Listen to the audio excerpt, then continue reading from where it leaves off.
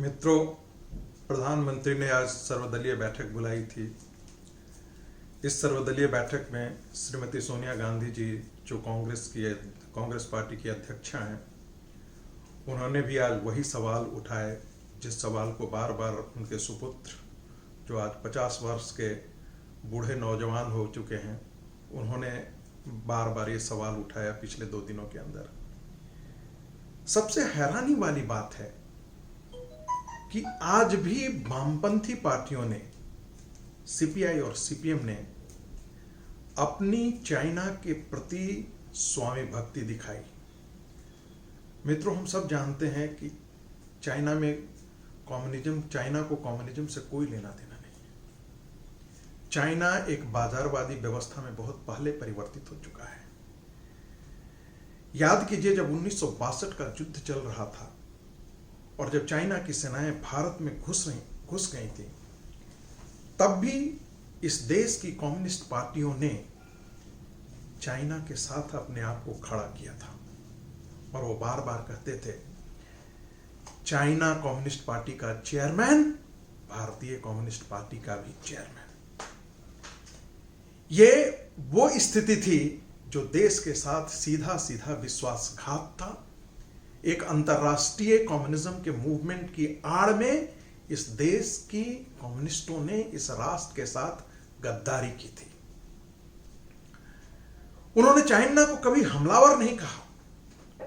उन्होंने इस 1962 के लिए, जिसके बाद से भारत की 38,000 स्क्वायर माइल जमीन चाइना ने अपने कब्जे में कर रखा है, कभी भी कम्युनिस्ट पार्टियों ने उनके मुखालफत नहीं की। कभी भी कम्युनिस्ट पार्टियों ने इसका विरोध नहीं किया और कभी भी उन्हें हमलावर के तौर पर नहीं देखा।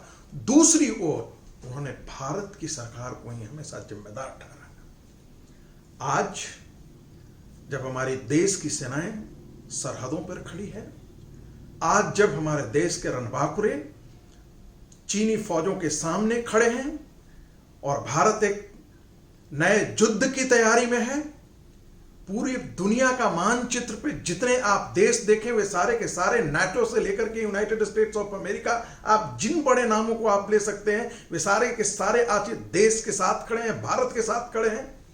वैसी स्थिति में भारतीय कांग्रेस पार्टी की अध्यक्षा वही बात बोल रही हैं जो एक जयचंद की भूमिका होती है। और जो कांग्रेस पार्टी के साथ साथ कम्युनिस्ट पार्टी की जो भाषा है, ये वही भाषा है जो 1962 की भाषा थी। हैरानी की बात होती है कि कम्युनिस्ट पार्टी के डी राजा ने अमेरिका पर दोषारोपण किया, चाइना के खिलाफ नहीं बोला। जरा आप सीताराम येचुरी का स्टेटमेंट देखिए सर्वदलीय बैठक में। वो आज पंचशील के बारे में गुणगान कर रहे थे, जिस पंचशील ने इस देश को धोखा देकर चाइना के हाथों में अपनी 38,000 स्क्वायर बर्गमील जमीन गंवा दी, किलोमीटर जमीन गंवा दी। उसी पंचशील की भाषा, उसी पंचशील की बातों की दुहाई आज कौन कर रहा है? भारत की कम्युनिस्ट पार्टी, मार्क्सवादी कम्युनिस्ट पार्टी कर रही है। आप सोच सकते हैं, पिछले 3 दिनों के अंदर, जब से यह 16 तारीख की घटना घटी है, किसी भी वामपंथी पार्टियों ने, किसी भी वामपंथी दल से जुड़े हुए बौद्धिक समूह ने वो टुकड़े टुकड़े गैंग, वो जेएनयू का गैंग, मैं इसे जेएनयू का गैंग नहीं, इसे गिरोह कहता हूं, ये आस्तीन के सांप हैं।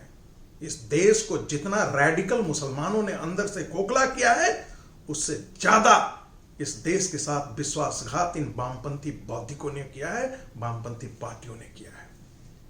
इसलिए इस देश को नवजागरण की एक नई जरूरत है, इनको खदेड़ने की जरूरत है।